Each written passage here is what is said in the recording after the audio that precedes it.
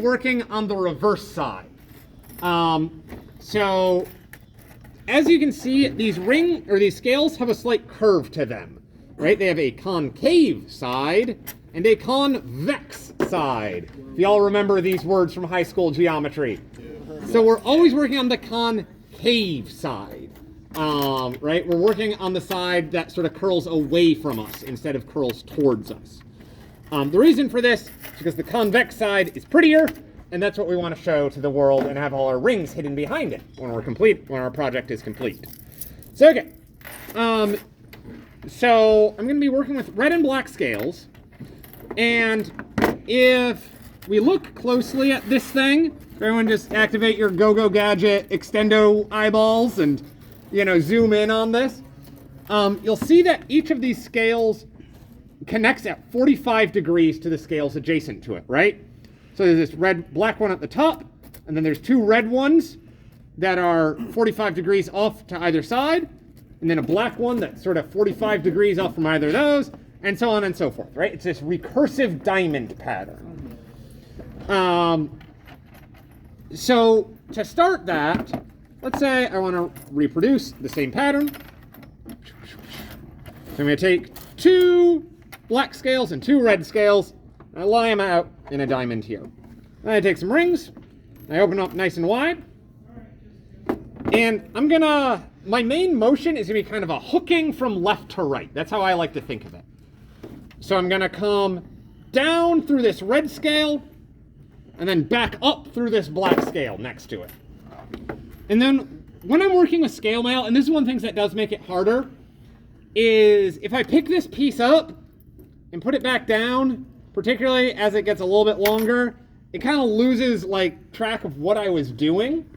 So I would advise you, as your counselor and spiritual confessor, to not pick your piece up while you're setting your rings and while you're closing it. So instead, when I close my rings, so before we were a T-Rex in a prize fight, now we are a vulture descending from the heavens.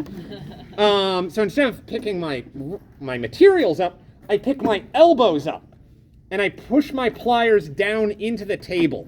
And this way, I can still get a pretty solid side grip on my ring, and I can use my weight leaning into the ring, into the table, to hold it still as I open it and close it. It is harder, but I think it's generally easier for people to do that physically than the pattern recognition side of having to straighten it out every time they set a ring. So I connect my red scale to one side, and again, this left to right hooking motion. Also, I'm going to predict where everyone is going to go wrong right now. Like, a quarter of you are going to hook it on, and go ahead, if you have your phone and you want to record this and zoom in, go ahead and do that. Bust them phone boys out. So I want to connect it so that it's the left side of the black scale next to the right side of the red scale. The most common mistake is people will connect the left side of the black scale to the left side of the red scale. And they'll do something like that, which will leave the scales stacked directly on top of each other. And then as I try and pull it out, right, there's not enough room for it to move. And so it ends up binding up the mail, or it ends up with this one being flipped over upside down. So I hook on my red scale, whoop, left to right. And now I've got 3/4 of a diamond. Yeah, I'm gonna go ahead, I'm gonna show you the next step.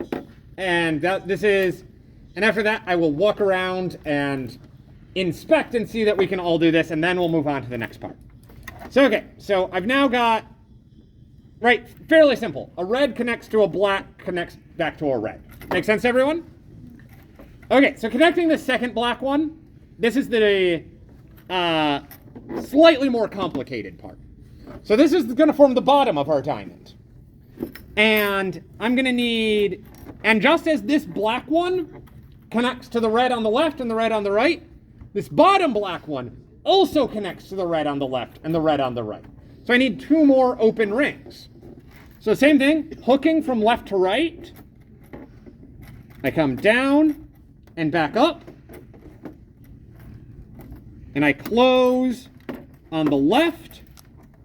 And then this other one, hooking, in my case, from right to left. And I close. So in the end, I have 4 scales, 4 rings, and a little diamond like that. If that made sense, go give that a shot. If that did not make sense, stay looming over my shoulders and I'll do it again. Can you hold up the part with the chainmail facing me?